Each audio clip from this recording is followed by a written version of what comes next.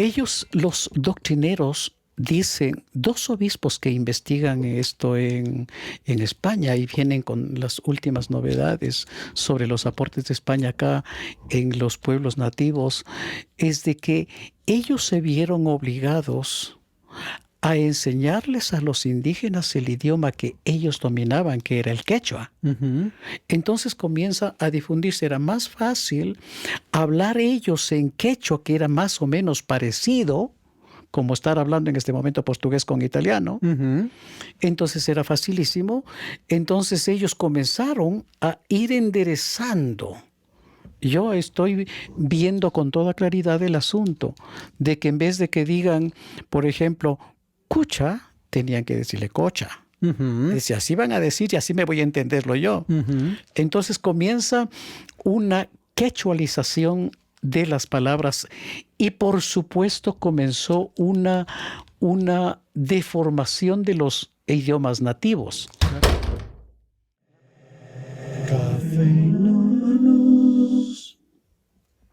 ¿Qué tal, queridos amigos de Muchopedia? Este es su podcast Cafeinómanos y en esta ocasión estamos con Marco Gudiño. Él es un historiador a quien le damos la bienvenida aquí. Vamos a hablar de algunas cosas, algunos temas importantes sobre su trabajo historiográfico y vamos a descubrir algunas de las cosas que poco se dicen en la historia, en la historiografía, por ejemplo, con el tema de las lenguas vernáculas, las lenguas que estaban antes de que se pusiera, digamos, en boga algunas lenguas como el quichua, que vino de la conquista de los indígenas, de los incas, y luego la conquista de los españoles. Así que le damos la bienvenida, Marco. ¿Cómo le ha ido? Qué gusto tenerle aquí en Cafeinómanos. Oh, muchas gracias.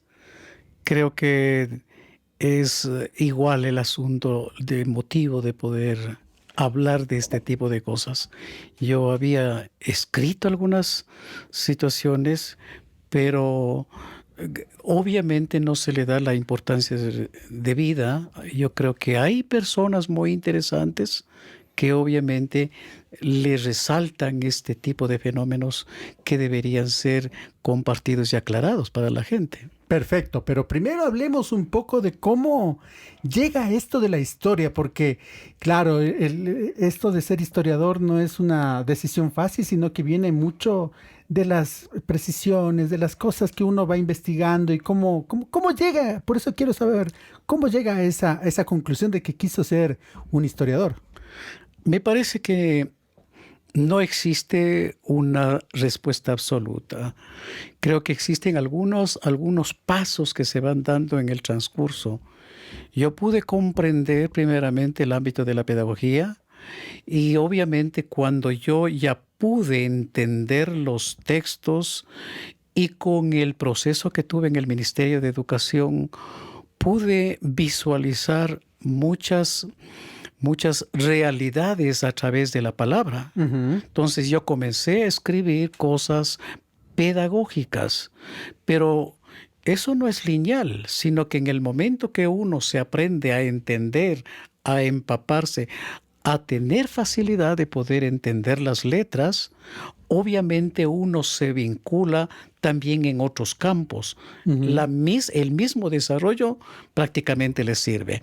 Pero hay una motivación también en esto muy afectiva. Yo soy un apasionado de mi tierra. Ujú. Entonces, a más de entender, el hecho de poder visualizar la realidad fenomenológica de Pimampiro, de que obviamente no exista un pimampireño de que pueda escribir su historia, de dónde venimos, qué somos nosotros. Entonces yo creo que me levanté de esa realidad y dije, bueno, por lo menos voy a tratar de hacerlo yo. Claro. Pues en este momento ya existen ya por lo menos unos 4 textos dedicados a Pimampiro. Entonces, a ver, primero usted es un pedagogo, porque estábamos hablando antes de entrar a esta conversación. Yo le pregunté si usted es maestro. Me dijo, no, yo soy pedagogo. ¿Cuál es esa diferencia y por qué eso ayuda mucho a su labor como historiador, a su labor posterior como historiador? Yo pensaría un poco, yo no sé si pueda dejarme entender con el asunto de los árboles y el bosque. Los maestros tienen una especialidad. de poder visualizar el árbol, lo que enseña, sus contenidos, en qué se ha especializado. El pedagogo, en cambio, puede visualizar el bosque. Va a estudiar diferentes teorías. ¿Y cuál de estas posturas quedaría bien para que los estudiantes puedan desarrollar su capacidad? Todo depende del propósito. Si yo quiero formar guerreros, si yo quiero formar analistas simbólicos, si yo quiero formar rutinarios. Lo único que entendemos en este momento, que la enseñanza de materias, lo único que está garantizando es formar personas para la rutina. Porque obviamente no están especializando en nada. Ellos van aprendiendo temas y estos temas van siendo olvidados. Pero el pedagogo puede decir qué enfoque, qué modelo puede quedar. Y desde el punto de vista pedagógico, obviamente nosotros manejamos o visualizamos 3 modelos pedagógicos. Un tradicional, que está amparado por las materias. Un modelo activo que está amparado por las habilidades prácticas de aprender haciendo. Es la escuela nueva. Y una tercera postura que entiende el pedagogo es obviamente de cómo potenciar la pasión, los valores, el respeto, hoy que tanto necesitamos. Y la segunda cosa, cómo potenciar prácticamente el cerebro, el pensamiento, el conocimiento, que esta persona, todo lo que coja, todo lo que escuche, rápido condense, digiera, entienda y opine. Claro. Más o menos así. Y eso es lo que usted ha podido poner de alguna forma en sus trabajos historiográficos, ¿verdad? Obviamente. Entonces, cuando me vinculo de ver, digamos, la desmotivación o la ausencia de pimampireños que vengan a conocer la historia, entonces digo yo lo voy a hacer. Claro. A ver, a los amigos de Cafeinómanos, para ponerles un poco en contexto, Pimampiro es uno de los cantones de la provincia de Imbabura que está en el oriente de la provincia, es decir, está un poco casi en la frontera con lo que sería la Amazonía, porque es increíble, se ve desde ahí ya un poco la selva y se va notando, entonces tiene esa característica, está un poco como aislado de todo lo que es la provincia de Imbabura, está cercana también a Carchi y está cercana al Valle del Chota, entonces tiene unas particularidades bastante interesantes. Eso como contexto para las personas. Ahora, esa parte de que esté un poco lejana a todo, también ha hecho que tenga una propia historia, ¿verdad? Y la cuestión de la que le entiendo es que no ha sido estudiada apropiadamente por estudiosos, ¿no? Es correcto. Hay que entenderlo de que está delimitado por la provincia de Sucumbíos, por la cordillera oriental. Pimampiro está situado en las estribaciones de la cordillera oriental. Entonces, al estar en este espacio, obviamente la riqueza de las plataformas de la geografía es muy diversa porque va bajando, son mesetas, entonces tiene diferentes climas. Es como que nosotros estuviéramos en otro Baños cuando vemos toda esa riqueza de la vegetación. Al norte se encuentra el Carchi, a la parte del este se encuentra la provincia de Sucumbíos y al sur tendríamos la provincia de Pichincha. Exactamente. Y es además unos paisajes de locura, muy hermosos, ¿no? Yo digo único. Así es, así es. Gracias por haber venido acá a Cafeinómanos y darnos esta visión. Entendemos su situación y creo que es importante darle a la gente estos parámetros como para luego entrar a esa cuestión que estamos promocionando en este momento, esta cuestión de las lenguas. Pero ya vamos a hablar en un ratito sobre eso, porque en este momento vamos a entrar al rito del café. Como saben todos los amigos de Cafeinómanos, aquí molemos nuestro propio café. Y luego les servimos a nuestros gentiles amigos. La semana anterior estuvo una persona que hace muchísimo café de gran calidad aquí en Ecuador. Hicimos un podcast sobre café y nos ha salido bueno. Así que ahí aprendimos otros truquitos más sobre cómo es el café. Muchísimas gracias por estar aquí. Y quería contarles también, amigos queridos de Cafeinómanos, que estamos gracias a Opticom, que es un internet de extrema velocidad. Ese es nuestro auspiciante y sí, de verdad que está funcionando súper bien. Así que no tengan ningún reparo. Ahí está la página de Opticom y vean todos los planes que les da este servicio de internet de alta velocidad. Bueno, estimado Marco, y vamos a hablar también, ya una vez de que sabemos por qué se ha dedicado a la historia, queríamos saber ya esta situación que veo en su libro, que es sobre Pimampiro y la época colonial. Ahí maneja usted una teoría bastante interesante, en el sentido de que las lenguas vernáculas, es decir, las lenguas que se habían desarrollado por miles de años aquí en territorio de lo que es ahora Ecuador, pues no desaparecen totalmente con la conquista de los incas, ¿verdad? Sí, creo que en eso le tiene bastante claro a usted, en el sentido de poder descubrir y entender la llegada de los incas, que está muy tardío el asunto, para 1450. Pero cuando prácticamente se destruye al imperio incaico, obviamente las fuentes históricas siguen hablando de la pureza del quichua, de la riqueza de las palabras y de cómo fue esta gran variación de idiomas que no existía, obviamente, eso en el Perú. Porque el Perú, creo yo, de que debieron haber tenido el suficiente tiempo como para poder extender y unificar el quechua en el Perú. Pero ese fenómeno no sucedió acá. Cuando llegan los españoles, obviamente que primero poblaron en el asunto del Perú, que era un virreinato, entonces ellos alcanzan una gran riqueza de experiencias de todas sus empresas, con los jesuitas, con la administración. Entonces ellos estaban potencialmente preparados para cuando se enteran del reino de Quito. Entonces, fíjese que cuando llegan acá a Quito, llegan más o menos por 1934. Entonces, ¿después de cuántos años? 1534. 1534.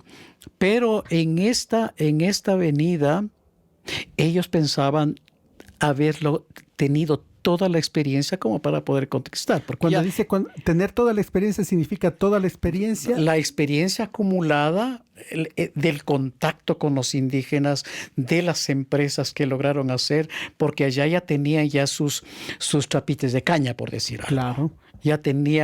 Ya habían tenido experiencia en la difusión de la doctrina cristiana. Entonces, eso les garantizaba a ellos de que en el Ecuador iba a ser un pan comido el asunto de volver a replicar lo que ellos estaban haciendo y lo que sabían hacer. Claro, pero eso no fue tarea fácil. Pero no fue tan fácil. ¿Por qué no fue una tarea fácil? Porque cuando vienen aquí y comienzan a organizarse con la creación de la diócesis de Quito, comienzan a ir descubriendo los pueblos nativos que habían. Y los doctrineros que enviaron a estos lugares para que enseñaran la doctrina de Jesús, tuvieron graves dificultades porque se topan con la diferenciación del idioma. Ellos dominaban el quechua, que venían con la experiencia del Perú. Pero cuando llegan al pueblo que les asignaban, en ese momento se encuentran de que no era lo mismo el quechua que el quichua. En primera parte, ¿no es cierto? Primera parte. Porque el quichua que se habla acá es una variante prácticamente del quechua de peruano, ¿no? Obviamente. Pero hay hay otra dificultad en ellos. Ellos notaron de que cuando enviaban a un doctrinero a un pueblo, obviamente pudo haber aprendido el idioma de ese punto. Pero cuando ya de pronto pudo haber aprendido el idioma, en ese momento pensaron de que podía calzar en otro pueblo. Y cuando intentaron hacer eso de darle ese otro pueblo, ya no calzaba. Porque encontraba otro idioma o otro dialecto. Claro. Entonces ya no calzaba. Entonces, enseguida la política de la diócesis fue dejarlos en el lugar a los doctrineros hasta que mueran.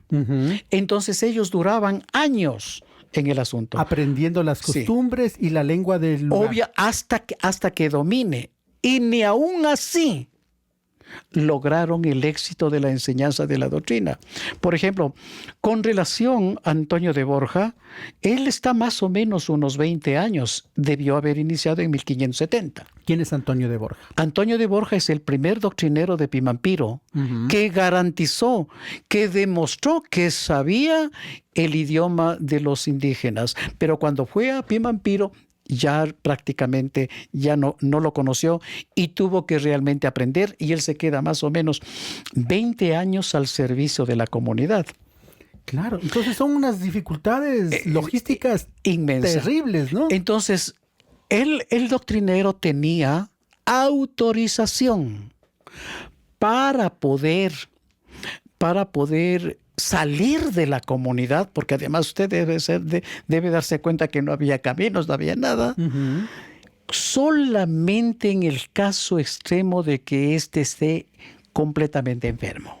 Claro. De lo contrario, no podía prácticamente salir. ¿Por qué? Porque no había una persona que pudiera sustituirlo. Claro. Ustedes dese cuenta ustedes de 1582 a 1614 solamente pasa por 3 doctrineros Pimampiro. Imagínese. Y ahí lo que pasa es que estamos hablando de una época, la época colonial, en la que hay dos razones para tener en cuenta. Una, el adoctrinamiento religioso, que era uno de los preceptos de la corona española, y otra, obviamente, la explotación de los recursos naturales de la zona. Y en ese sentido, siempre hubo esas dos vertientes, pero la más compleja entiendo que era la cuestión del adoctrinamiento, por todas estas razones que usted está explicando. Yo creería de que al comienzo solamente se enfocaron en 2 cosas. Una era de poder difundir el asunto de la doctrina, que resultó gravísimo. No podían explicar una cosa completamente metafísica, abstracta, sobre un Dios, sobre que se fue al cielo. No tenían las palabras como para poderse dejar entender. Entonces viene un fenómeno de la enseñanza de la religión que lo único que pudieron hacer ellos era dejar de explicar y enseñar a rezar. Entonces decir, lo que yo podía haber dicho a un indígena es, oigan, escuchen, repitan lo que yo digo. Bendito, alabado sea el Señor. Entonces aparece el rezo como producto de esta incapacidad de poderse comunicar entre los españoles y ellos. Ajá. Pero al margen de eso, hasta para poder llegar al rezo, ellos, los doctrineros, dicen, 2 obispos que investigan esto en España y vienen con las últimas novedades sobre los aportes de España acá en los pueblos nativos, es de que ellos se vieron obligados a enseñarles a los indígenas el idioma que ellos dominaban, que era el quechua. Entonces comienza a difundirse. Era más fácil hablar ellos en quechua, que era más o menos parecido, como estar hablando en este momento portugués con italiano. Entonces era facilísimo. Entonces ellos comenzaron a ir enderezando. Yo estoy viendo con toda claridad el asunto de que en vez de que digan, por ejemplo, cucha, tenían que decirle cocha. Ujú. Dice, así van a decir y así me voy a entenderlo yo. Ujú. Entonces comienza una quechualización de las palabras y por supuesto comenzó una deformación de los idiomas nativos. Claro. Por ejemplo, la mayor parte de las tierras de Pimampiro se llama Cunche. Entonces nosotros cuando consultábamos con los eruditos Ujú. que entienden de esto, decía, Cunchi no puede ser. Lo que sí puede ser el nombre de estas tierras es Cuichi. Ujú. Quiero que vea la deformación de Claro. Cunchi, Ujú. de Cuichi. ¿Y qué quería decir Cuichi? Es el arco iris. Y cuando uno se encuentra en Pimampiro y encuentra toda la zona del río Chota, del río Mataquí, Sí. de las estribaciones de Chugá, obviamente se frecuentaba por las lluvias el arco iris. La aparición de los arcoíris. Pues sí. Entonces, solamente ahí se puede comprobar de que todos los pueblos fueron deformados los nombres. Entonces, al no poder pronunciar, ellos toman una política de seguir cambiando los nombres. Ujú. Entonces, en vez de que se tenga un nombre nativo, ya comenzó a haber San Juan, Jesús María, Santa Clara, Santa Lucía, San Isidro. Comienzan a cambiar prácticamente a todos los Claro. nombres. Pero antes de ese fenómeno, lo que me parece interesante de su libro, que lo tenemos aquí, por cierto, se llama Pimampiro en la Colonia, un estudio muy interesante, totalmente pedagógico, me gustó mucho, lo pude leer y ahí fue entendiendo esto que me rompió un poco el panorama de lo que siempre se ha explicado en la historiografía nacional. Es decir, que las lenguas de los pueblos originarios del Ecuador, pues finalmente desaparecieron por la conquista de los incas, porque hubo 70 años, pero esos 70 años parece que no fue tan fuerte como para destruirlas por todas estas situaciones que dice.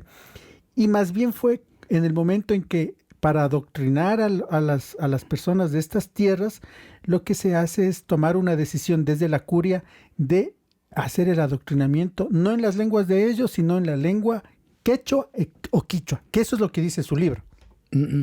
Creo que fue una estrategia bien tomada. Y yo no sé si esto tenga que ver con algún filósofo. Hay que iniciar por lo que uno se puede realmente hacer. No se puede meter por una parte conflictiva. Uh-huh. Si yo veo de que es un camino para llegar al adoctrinamiento, primero un poco entendernos con el idioma que manejaban ellos, que era dominado el asunto del quechua, habría que enseñarles quechua a ellos para que me puedan entender. Y solo después de lo que yo haya un poco generalizado el idioma de los incas, que no era enseñanza de los incas, Ajá. obviamente, yo tengo ya mucha más claridad como para poder entrar a la enseñanza de la doctrina católica. Y ahí entran dos cosas, no es solamente el asunto religioso, el asunto cristiano, el asunto de la presencia de Jesús, no es únicamente eso. Está en el fondo enseñando el idioma español. Por eso es que en este momento, en todo el territorio, en toda Latinoamérica, prácticamente los españoles ganaron territorio. Eso no fue realmente un milagro. Es el trabajo duro de las diócesis de haber logrado haciendo esos pasos en una época completamente difícil, claro, donde que el primer obstáculo es no entendernos con las personas que encontramos. Claro. Y más en el Ecuador, porque los pueblos eran muy, muy encerrados, no porque querían, sino que era impenetrable ir a otro pueblo. A lo mucho podían tener un caminito por ahí porque no tenían. ¿Cómo lo iban a hacer? Uh-huh.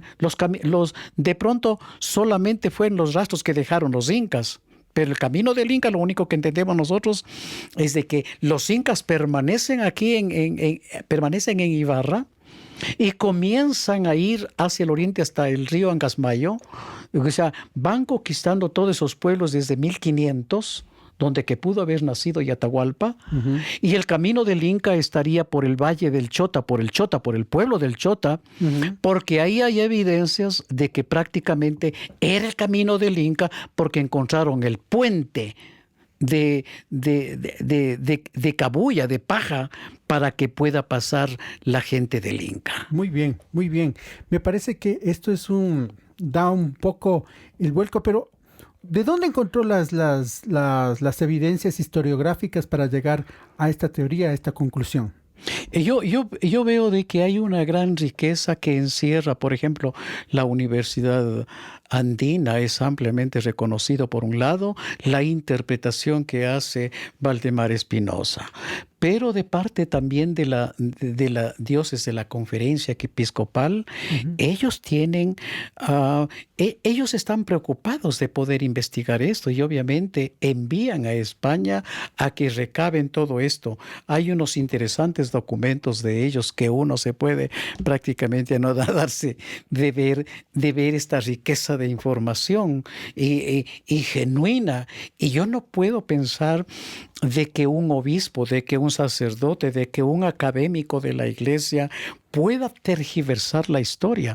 Todos están en este momento luchando por dar la mejor información. Hasta aquí lo único que nosotros tenemos entendido es de que debe haber en todo historiador limpieza. Tenemos que acercarnos. Yo no saco nada realmente alterando las cosas o inventándome. Tengo que interpretar lo que ellos han escrito y obviamente sobre la base de eso ir realizando nuevos análisis, porque la mayoría de las cosas para que se enriquezca la historia es de que uno tiene que ir también encontrando posturas hipotéticas que nos permitan realmente entenderlo. Hasta aquí lo que yo estoy pensando, porque en la casa de la historia de Pimampiro, obviamente se va a encontrar toda la fenomenología agrícola. ¿Qué producía Pimampiro prácticamente en eso? Entonces, históricamente, nosotros encontramos ahí unos 3 productos. Pero ¿de dónde pudo haber venido la coca? Para que siembren en el Valle del Chota y se hable de que toda la extensión era coca y que de los jesuitas hayan pasado alrededor de unos 70 años para montar la cosa. Dese cuenta usted, todo un valle plagado de coca y tener que desmontar y tener que hacer canales porque ellos no sabían del canal alto de Pimampiro y cubrirlo, hasta ahora no es mucho, cubrirlo de caña de azúcar. Es un trabajo gigantesco para hasta la instalación realmente de los trapiches. Por eso Rosario Coronel, que hace el estudio mucho más certero del Valle del Chota, ella asegura que el montaje de la industria, el montaje de la agricultura, el montaje de la preparación de las tierras demora alrededor de 70 años. Hay que ver, hay que posesionarnos en esa época en que prácticamente no había nada. Con los jesuitas, obviamente, vienen por lo menos más de una decena de trapiches. Y esa herencia de los jesuitas, obviamente, fue muy fácil para los pimampireños de la nueva estirpe de Pimampiro, de poderse plagar en Pimampiro de trapiches. Claro. A ver, ya para ir terminando este tema sobre las lenguas y todo, me pareció también interesante luego lo que afirma que una vez que se unifica ya el tema del quichua como la lengua común para que se pueda adoctrinar, esto también da paso a que también el español se vaya asentando. ¿Cómo se da esa relación esa simbiosis entre quichua y español finalmente, luego de que ya se toma esta decisión administrativa, política, desde las arquidiócesis? Yo le veo bastante fácil el asunto de poderlo realmente entender. El asunto, la llave principal se encuentra prácticamente en el doctrinero. O sea, para mí un poco los nativos no sabían cuál era el asunto del destino realmente de lo que iba a suceder. Los indígenas no sabían. O sea, quien manejaba el propósito central eran obviamente los doctrineros. Y los doctrineros dominaban su lengua materna, el español, y el idioma de los incas. Entonces, al igualarlos a los nativos en la lengua de los incas, era más fácil decir. Como ya hablaban más o menos lo que él quería que digan, entonces era más fácil la traducción que yo estar pensando prácticamente Claro. en una palabra que de pronto yo desconozca en el idioma de ellos. Claro. Pero si ya le hacía decir y ellos entendieron cómo realmente se dice en el idioma de los incas, era más fácil la traducción. Eso es obvio. Interesante esas conclusiones que un poco van también rompiendo nuestros esquemas de cómo se nos ha enseñado la historiografía normal y tradicional. Interesante, me parece también el hecho de que haya encontrado fuentes fidedignas historiográficas para poder tener esta teoría.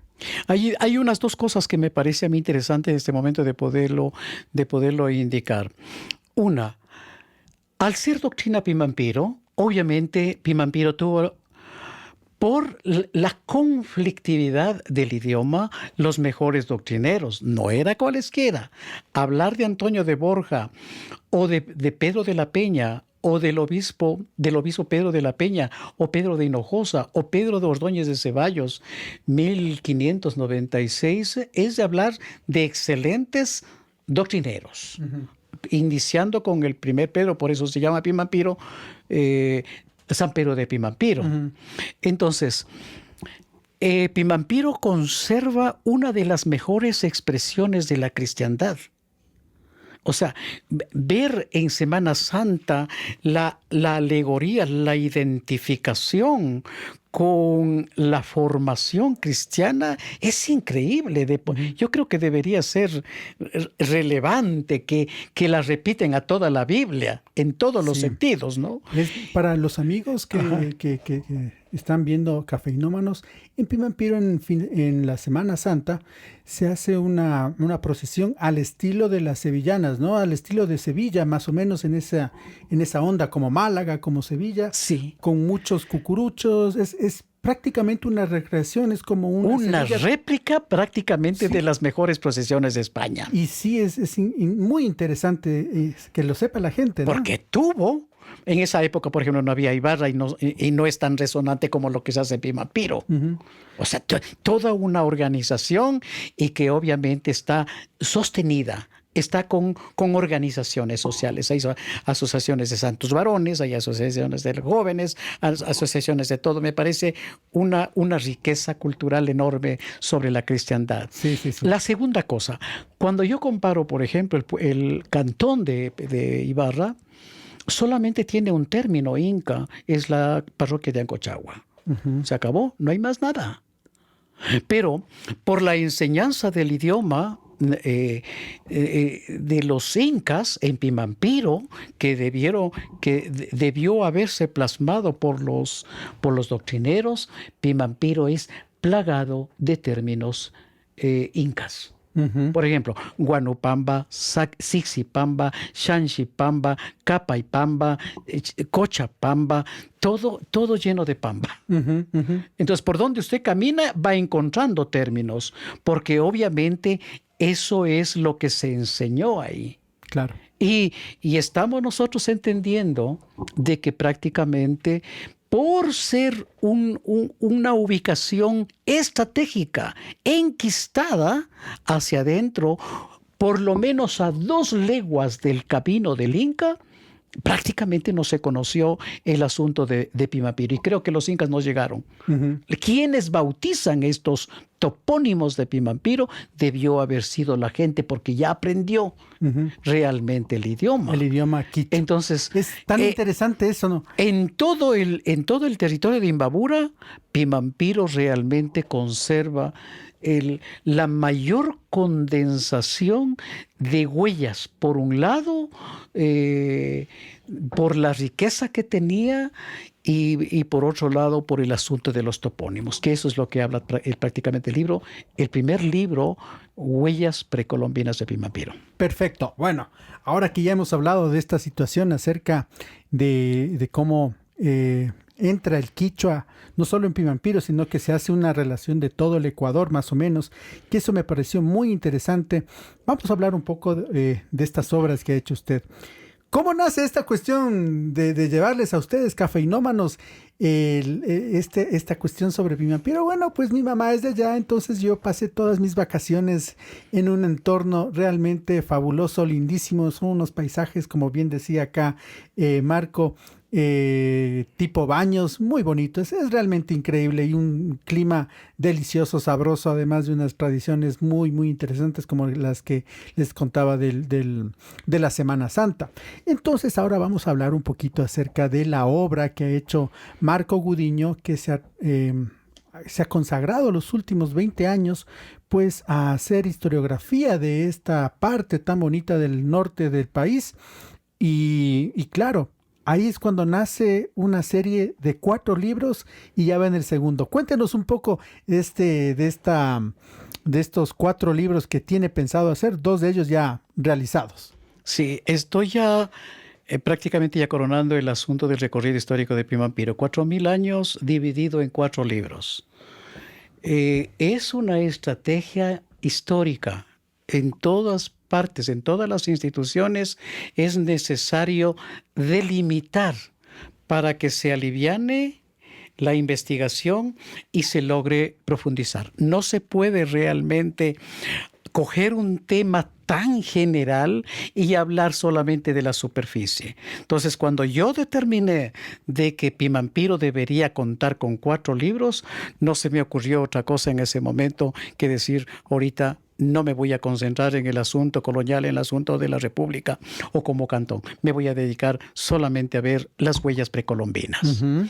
Las huellas precolombinas se extenderían más o menos unos 3.500 años, es la extensión más grande, porque estamos viendo alrededor de unos 42 kilómetros de terrazas. Estamos hablando del canal más largo y mejor conservado y más técnico de Pimampiro. Eso no es cosa de niños. Eso se necesita un ejército como para poderlo realizar. El primer libro está basado en la historia precolombina. Precolombina y obviamente son con las evidencias en físico que todavía se conservan. Uh-huh. Entonces, alrededor de unos 15 lugares conservan aún las terrazas, conservan este trabajo monumental. Se encuentra petroglifos. Xanxipamba es la tierra de los petroglifos. Uh-huh. Se va encontrando el asunto de las plataformas y una infinidad de tumbas.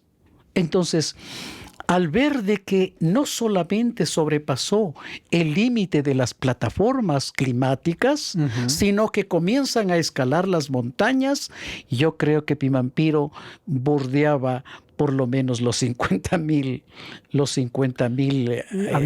habitantes. Wow, eso es muchísimo. Porque obviamente cuando el doctor Julián Rosales denuncia y pone el grito en el cielo a toda Europa, él está hablando la huida masiva de 20.000. Uh-huh. Pero también tenemos, obviamente, para 1609, con Pedro Ordóñez de Ceballos, de que ya se adelantaron unos 5.000. A ver, era entonces, mucho. Esta parte de la historia es muy interesante sobre Pimampiro, ¿no? Se supone que los originarios, los Pimampiros, que así se llamaban, migran. Sí. Ante toda la situación que están viviendo de la bueno, no es esclavitud, pero sí es la colonización y todo el sentido de que han perdido sus tierras, de que son un pueblo muy bravo, deciden abandonar el lugar, deciden abandonar su territorio, sí, y se meten a la selva. ¿Qué parte más o menos es la que se tiene una evidencia de que esos habitantes originarios de Pimampiro se van? Bueno, primero hay que entender un poco de que Pimampiro está muy cerca de la provincia de Sucumbíos. Ujú. Y el camino que tenía en conexión con los cofanes, obviamente está muy, muy claro y por dónde pudieron irse en las pocas investigaciones que se han hecho. Ujú. Cuando llega Antonio de Borja en 1582, ya se encontró realmente ahí una gran cantidad de cofanes que estaban intercambiando sus productos con los de Pimampiro. Entonces tenían una conexión directa con los pueblos de allá. Pero en este momento, después de cientos de años que han pasado, se puede encontrar los términos que se utilizan en Imbabura, por ejemplo, Amboquí, Cahuasquí, Ujú. Puetaquí, se encuentran allá. Lumbaquí. Y Lumbaquí es la capital del pueblo de Gonzalo Pizarro, Ujú. ubicada en la parte del oeste de la provincia de Sucumbíos. Sí, sí, sí. Entonces, esa palabra quiere decir, aquí me quedo, ya no camino, aquí Qué me linda quedo. historia. Y los más avesados, los más resistentes, siguen hacia adentro hasta formar la gran comunidad del Coca. Hoy es capital de la, Es de la nueva Orellana. provincia. De Ujú. la nueva provincia, entonces, de llamarse Coca.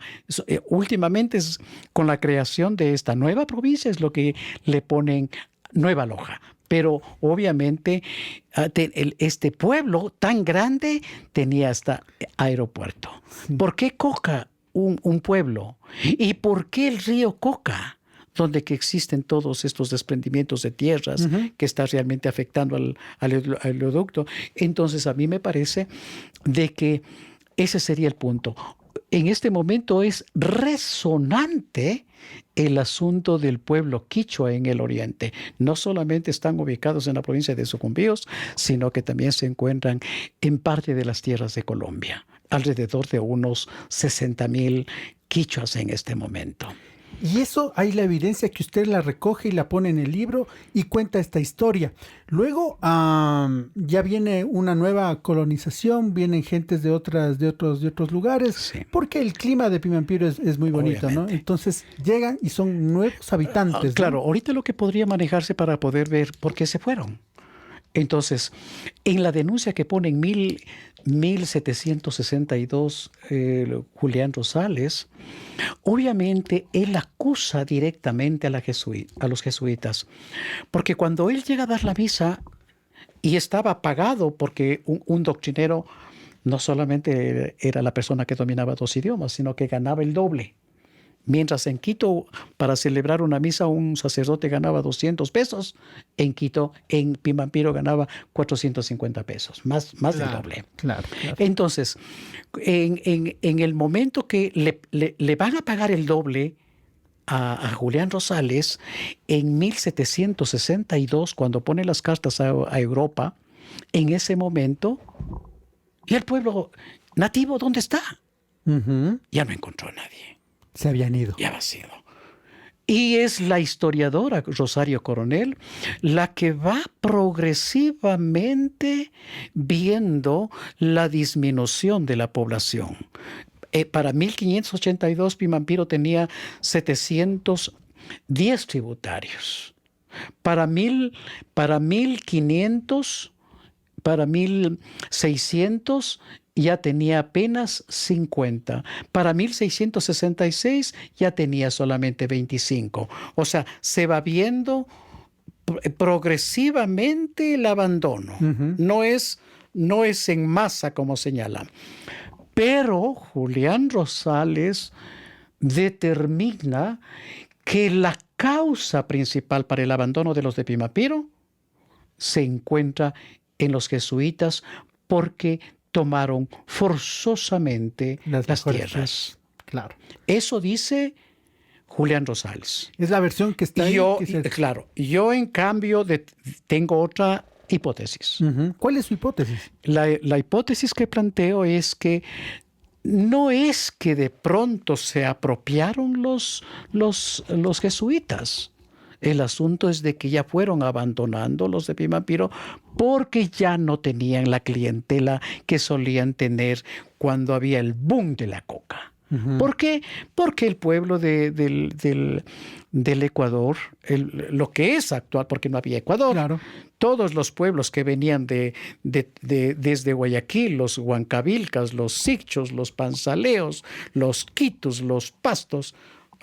Y aquí hay que entender de que los pastos era el pueblo número uno por vivir más cerca, eran los mayordomos del cultivo de la coca. Obviamente, todos estos pueblos ya estuvieron bajo el yugo español. Entonces, al estar esclavizados en los pueblos, al servicio de los trabajos más duros de los primeros españoles, entonces ya no tenían libertad como para venirse a Pimampiro y abastecerse de coca. Ya se hicieron más sedentarios.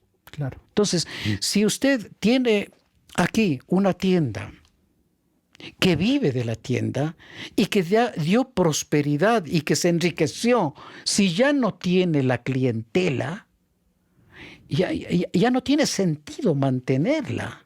Claro. Entonces, perdieron esa hegemonía por la falta de clientela. Pero en esto se suma otro dato de Rosario Coronel. Implica de que muchos de los originarios, bueno, voy a decirle de las dos maneras. Muchos de los originarios de los pueblos nativos dejaron obsequiando sus propiedades. Cuando los españoles avanzan al corregimiento de Ibarra a hacerse las escrituras, les sorprendió a las autoridades de Ibarra, del corregimiento de Ibarra, de que este español venga a hacer una escritura y diga, me regalaron. No era compra, dice, me regalaron, y Rosario Coronel es enfática en esto, dice, es una cosa extraña, de que vaya a hacer una escritura, ¿y cuánto te costó? Nada. Me regalaron. Me regalaron. Qué increíble las cosas que uno se va encontrando cuando hay un estudio apropiado de la historia, ¿no? Yo creo que es necesario tener la minuciosidad de poderse dar cuenta. A mí me parece que si este tipo de cosas uno no se da cuenta, realmente se pasa por alto. Pero en la misma historia reinterpretada, a mí me parece que se pueden encontrar grandes razones como para poder entender lo que pasó. Entonces ellos no pelearon, no hicieron nada, ya vieron de que todo ya estaba ya gris, el suelo de Pimampiro, que ya no había la riqueza y la fama de este pueblo libertario que eran los pimampireños, que tuvieron un privilegio. Este pueblo era codiciado. Los impuestos que pagaban esta gente prácticamente no iba al corregimiento de Ibarra. No iba. Lo que pagaban los de Pimampiro iba directamente a la corona, porque el pueblo de Pimampiro fue el único pueblo soberano que pagaba en oro. Entonces, ¿qué le interesaba a la corona? Era recabar el oro, porque tanto gasto que tenían para poder comprar barcos, para poder venir, para poder posesionarse. Muy bien. Entonces estábamos hablando de este primer libro que es sobre la cuestión precolombina. Viene el segundo libro que lo he leído y llegó a mis manos de una forma que hasta ahora no la creo, pero llegó a mis manos y por eso es que le he invitado acá. Muchísimas gracias por venir. No me caben las palabras a veces para agradecerle. Y luego ya vienen una serie más de libros, ¿no? Que ya me dijo que los está escribiendo. Uno de la parte que sí, están en este momento. Bueno, en el fondo yo tengo 80 libros escritos.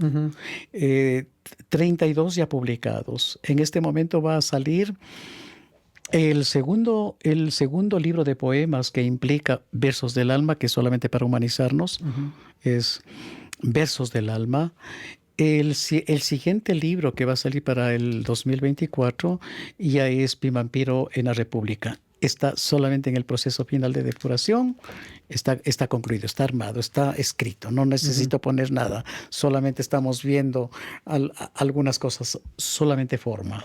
Muy, muy lindísima. A mí me gustaría de que si de pronto tiene interés en esto para poder explicar el fenómeno de lo que ocurrió en el asunto de la época republicana, es doloroso prácticamente el asunto del crecimiento de Pimampiro.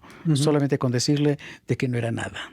Claro, claro. Pimampiro estaba plagado por enfermedades, por la hambruna, por tantas cosas, y creo que Pimampiro tuvo mucho éxito en el momento que consiguió el asunto de la cantonización para poder surgir. Que eso ocurre en el año 81. En 1900, sí, la cantonización está en 1981, pero el crecimiento está dividido en 3 etapas. Eso comenzaría más o menos 1940, con la llegada de Marco Antonio Restrepo, con la llegada del tomate, con ese tipo de cosas. Porque entonces, Pimampiro conocido por los tomates, ¿no? Sí, y es gracias a una ligera aventura de Valentino Escaco.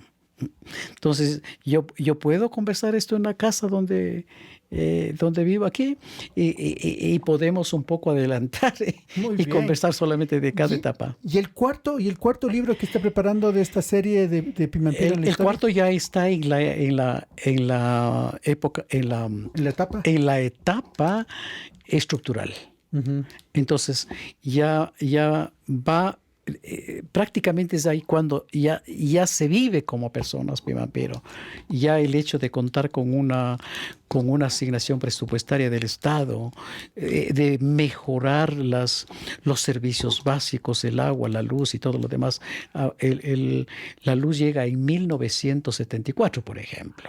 De ahí no tenía Pimampiro, no tenían todas las calles canalizaciones. Hasta ahora tiene dificultad el agua, pero de todas maneras el alivio, el alcance, el logro de Pimampiro se debe a la cantonización. Entonces yo pensé de que debe contar con un capítulo especial para ver los grandes cambios. En este momento me siento tan orgulloso de mi tierra, de que ha ido progresando y toda la gente está sumida en hacer sus diferentes cosas de lo que pueden hacer, emprendiendo trabajos, manteniéndola limpia, mejorando el asunto de la educación, de la infraestructura, de las vías de comunicación a todas partes. Entonces, es muy diferente a lo que Pimampiro era. Pero estas primeras cosas, tanto en el trabajo como en las vías carrozables, inició un gran hombre que fue a trabajar a Pimampiro, es Marco Antonio Restrepo. Él compra la hacienda de San Nicolás y obviamente desde 1945 comienza ya el progreso realmente de Pimampiro. Increíble. Muy bien. Bueno, vamos terminando. Yo quería un poco preguntarle cómo va su vinculación con la Academia de Historia. ¿Qué planes tiene ahí? Porque ya está como un historiador formal, digámoslo así, ¿no? Que es bastante interesante y muy bien para un pimampireño estar en la Academia de Historia del Ecuador, ¿no? Sí, yo no lo había pensado sinceramente, sino que creo yo de que cuando se trabaja sin ningún interés, las cosas llegan por la puerta grande. El asunto es de que me vincula un poco al interés de poder escribir historia de mi pueblo y más que nada a la diferenciación que existen con los textos, porque obviamente tienen una estructura muy pedagógica para que la gente pueda entenderlo, de ir manejando herramientas cognitivas, de irnos aclarando cosas. Yo me emocioné mucho leyendo el libro, le cuento, sí. Entonces, ese lenguaje diáfano, esa forma didáctica de reiterar cosas, de aclarar términos, de que haya conexión y fluidez en la semántica, hace de que cualquier persona pueda leerlo. No es una cosa compleja. Entonces, cuando uno lanza un libro, no es prácticamente un trabajo solamente de Marco Gudiño. Hay una lista de créditos que pasa por todos ellos. El libro como que tiene unas 1000 revisiones para ir viendo si es que lo entendieron, si es que está claro el mensaje, qué le entendió, qué no entendió, para irlo modificando el asunto. Entonces, romper un poco esa autoría de que yo puedo decir las verdades, es posible de que uno se falle. Claro. Pero en el momento de que se abre y se piense que dos cabezas piensan mejor, a mí me parece hermoso de poder compartir con gentes que pueden detectar estas falencias. Sí, muchísimas gracias. Yo le agradezco mucho aquí la presencia de Marco Gudiño, historiador, pero también pedagogo. Ha trabajado mucho tiempo incluso fuera del país. Ha estado en Colombia, también ha hecho algunos viajes a Perú y eso es muy bonito. Seguramente la gente de Pimampiro que esté viendo este programa podrá entender la magnitud de su obra y lo que está haciendo, pero también a todo el resto de ecuatorianos que están viendo a través de Muchopedia y Cafeinómanos, pues podrán un poquito ver esa particularidad de una tierra como es Pimampiro, pero también que a través de un estudio también se pueden hacer generalizaciones como la que hemos visto aquí sobre las lenguas y cómo fueron desapareciendo prácticamente las lenguas originarias, ¿no? Eso lo pude entender de alguna forma y creo que me pareció muy interesante entregar esa teoría. Muchísimas gracias, Marco. Espero tenerle una nueva oportunidad aquí. Es siempre listo. Y creo que en el tema que nos interesaba, en el fondo, van a ir desapareciendo. Y es necesario tomar unas políticas como para poderlas conservar. Probablemente no en la gente, porque la gente tiene que dominar un idioma que más esté vinculado al crecimiento del desarrollo. Pero hay unas soluciones que se puede archivar en este momento. Hay tanta tecnología como para poder condensar en libros, en cosas de cómo se hablaba, cómo sonaba, no solamente en los textos escritos, sino que en estos audiovisuales, que yo pueda entender lo que querían decir, cómo lo hablaban, cómo era la tonicidad de estos. Yo he podido ver algunas cosas y obviamente creo yo de que si se hiciera para el Ecuador solamente estoy pensando en voz alta, una grabación de cómo hablan los pastos, cómo hablan los otavalos, cómo hablan los de Zuleta, los de Cayambe, los zaraguros, los del Oriente, tener de todas estas... Un banco fonético. Un banco fonético, decir que yo pueda tener un texto y ese texto, ese mensaje, pueda tener toda esta variedad de expresiones lingüísticas, sería lindísimo. Claro, para que de aquí a 500 años, cuando ya las cosas estén totalmente dadas, pues podamos tener eso, ¿no? Tener esa... Pensando de aquí en 500 años, por ejemplo. Obviamente. Hay un trabajo lindísimo que yo pude escuchar, cómo hablaban los judíos, los alemanes, cómo se hablaba en el idioma latino, cómo se decía lo mismo en ruso, en todos estos. Qué interesante de poder escuchar eso. Y eso podemos hacer aquí también. Me llena de orgullo, sinceramente, ese tipo de cosas. Sí. Bueno, Marco, muchísimas gracias, muchísimo gusto haberlo tenido aquí. Y bueno, como le digo, espero tenerle una nueva oportunidad. Yo me siento muy agradecido, gracias a usted que está dando importancia a este tipo de cosas. Yo personalmente no esperé, soy un poco escéptico en esto, porque en el ámbito académico, en el ámbito intelectual, muy pocas personas están vinculadas a esto, y de que de pronto el mérito suyo es de que de pronto el texto haya llegado a sus manos y haya descubierto y haya nacido de parte de usted. A mí eso es asombroso, porque uno no encuentra gente ni siquiera ofreciéndoles. Es muy diferente cuando las personas andan buscando.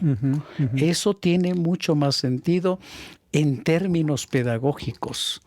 Los estudiantes, por ejemplo, el fracaso de ellos es porque obviamente no tienen mayormente interés en las cosas que se les enseña.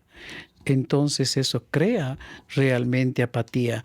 En ellos lo único que se debería acentuar es de que puedan en ellos nacer la idea de aprender, porque van a vincular con sus intereses. Muy bien. Entonces, eso es el mérito suyo. No. Gracias de todo. El mérito está en usted de haber escrito una obra tan interesante. Muchísimas gracias, Marco. Y a ustedes, queridos amigos de Cafeinómanos y de Muchopedia, tengan un resto de jornada espectacular. Muchísimas gracias. Muchas gracias. ¿Qué le pareció? Muy bien, muchas gracias. Cafeinómanos es un podcast de Muchopedia.